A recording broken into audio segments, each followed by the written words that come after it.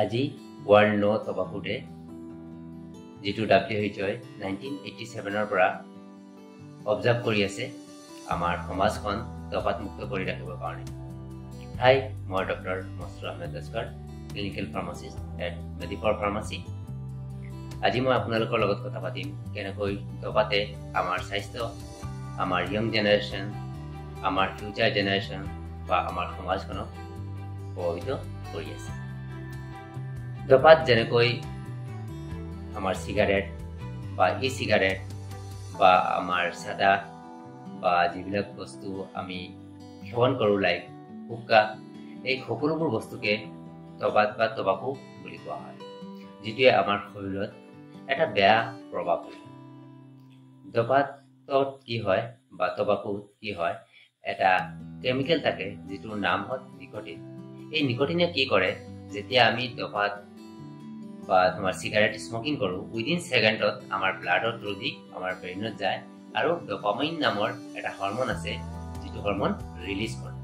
যেতিয়া dopamine release কৰে, dopamine release কৰাৰ লগে লগে মানুহে কি ভাবে, মানে নিজকে সুখী বুলি অনুভৱ কৰে বা মানুহে কিবা এটা কাম কৰিবলৈ একাগ্ৰতা যিটো সেইটো কি হয় বাঢ়ি যায়। আৰু যিটো কাৰণত কি হয়, মানুহে লাহে লাহে এই তবাকু বা তোমাৰ কি হয় স্মকিঙৰ প্ৰতি এটা আসক্তি যিটো হয় এইটো বাঢ়ি যায় থাকে।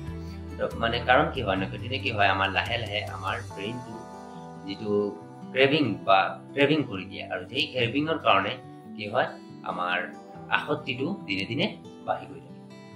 আমি যিটো ডপাতৰ যিটো ফাৰ্ষ্ট লাগি যায়, সেইটো কেনেকে লাগে, ধৰা কোনোবাই ডাঙৰক স্মকিং কৰা দেখিছে বা চাজা কৰা দেখিছে, মনত এটা প্ৰশ্ন উদয় হয়, কি মানে মই এইটো এবাৰ কৰি চাওঁ কেনেকা লাগে, এনেকুৱা কৈ বা লগৰ কোনোবাই কৈছে বোলে এইটো খাই দিলে একো নহয়, এবাৰ স্মকিং কৰিলে একো নহয়। এনেকুৱা কি হয়, লাহে লাহে আমাক এটা দুটাকে খাই পেলাই লগৰ বিলাকৰ লগত বা ডাঙৰৰ দেখা দেখিকে আমি এইবিলাক যেতিয়া কৰিব ধৰো, তেতিয়া লাহে লাহে কি হয়, ডপামিনটো ৰিলিজ হয়, আৰু সেই সুখটো যেতিয়া মানুহে পাই যায়, তেতিয়া এইটো এৰিব নিবিচাৰে।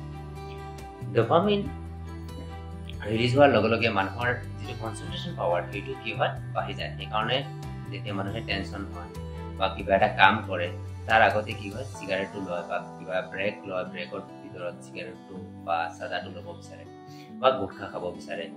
আৰু কেতিয়াবা কি হয়, মানুহে যিবিলাক আমাৰ য়ংষ্টাৰ আছে, য়ংষ্টাৰ বিলাকে কি কৰে, তোমালোকৰ ইয়ং জেনেৰেশ্যন যিটো আছে, সেইবিলাকে কেতিয়াবা ষ্টাইল মাৰিবৰ কাৰণে চিগাৰেট লয়, হুক্কা লয়, বা আজিকালি যিবোৰ বহুলভাৱে প্ৰচাৰ হৈছে ই চিগাৰেট, সেইটো লোৱা দেখা যায়।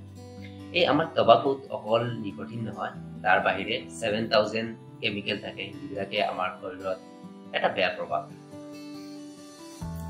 আৰু আমি WHO মতে যদি যাওঁ, তেতিয়াহ'লে 8 মিলিয়ন এক্টিভ স্মকাৰ হয়। এক্টিভ স্মকাৰ মানে কি, যি নিজে নিজে স্মকিং কৰে, সেই মানুহবিলাকৰ ডেথ হোৱাটো দেখা গৈছে। আৰু পেচিভ স্মকাৰ, পেচিভ মানে কি, লগৰ এজনে খাই আছে, মই ওচৰতে থিয় হৈ আছো, সেই মানুহজনে যেতিয়া ধোঁৱাটো এৰি দিয়ে আৰু মই যেতিয়া এই ধোঁৱাটো ইনহেল কৰো, তেতিয়া কি হয়, তাৰ কিছুমান অংশ মোৰ ওচৰত আহি যায়।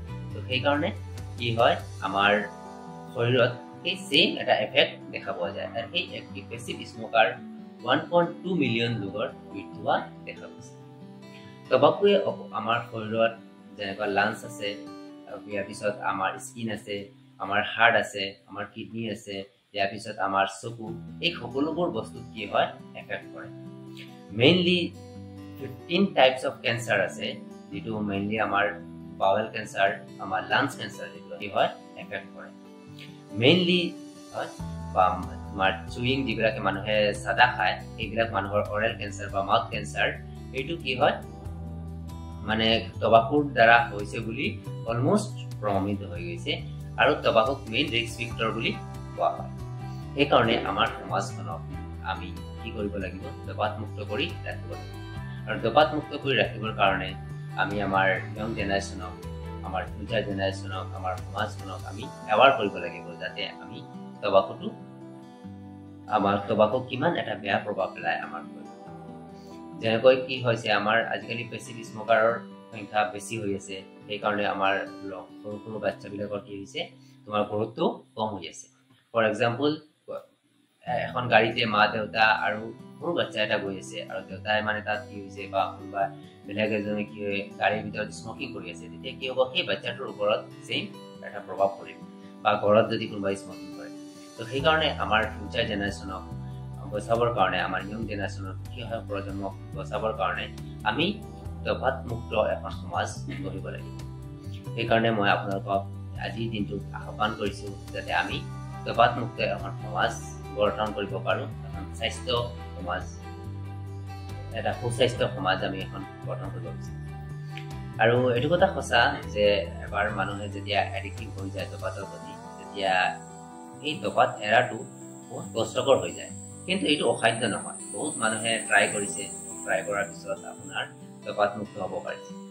আজিকালি বহুত replacement therapy, nicotine replacement therapy আহিছে, চাউল কিছুমান গামিজ আহিছে, যিবিলাকে কি হয় আমাক স্মকিঙৰ পৰা মানে কি হয় আউট হ'বৰ কাৰণে, মানে ৰিষ্ট'ৰ হ'বৰ কাৰণে আমাক সহায় কৰি আছে। সেইকাৰণে আমি কাউন্সেলিং ল'ব লাগে আৰু এইবিলাক বস্তু আমি ইউজ কৰিব লাগে, যাতে আমি যিবিলাক মানুহে স্মকিঙত এট্ৰাক্ট হৈ আছে সিহঁতে এট্ৰাকশ্যনৰ পৰা এৰিব পাৰে। আৰু আমাৰ ফিউচাৰ জেনেৰেশ্যনক আমি এৱাৰ কৰিব লাগিব যে ইয়াৰ দ্বাৰা কি কি প্ৰভাৱ হৈ আছে, কি কি প্ৰব্লেম হৈ আছে, কেনেকৈ আমাৰ মাউথ কেঞ্চাৰটো চাউল চাদা এইবিলাকৰ পৰা হৈ আছে। এইবিলাক আমি স্কুলত বা কলেজত আমি এৱাৰনেছ প্ৰগ্ৰাম কৰিব লাগিব, যাতে আমাৰ সমাজখনক এখন ধঁপাত মুক্ত সমাজ আমি গঠন কৰিব পাৰোঁ। থেংক ইউ আজি লগত থকাৰ কাৰণে আপোনালোকক সকলোকে ধন্যবাদ জনাইছোঁ। আৰু আমাৰ সমাজখন আগুৱাই যাব কাৰণে মই আশাবাদী, আমি এখন ধঁপাত মুক্ত সমাজ গঠন কৰিব।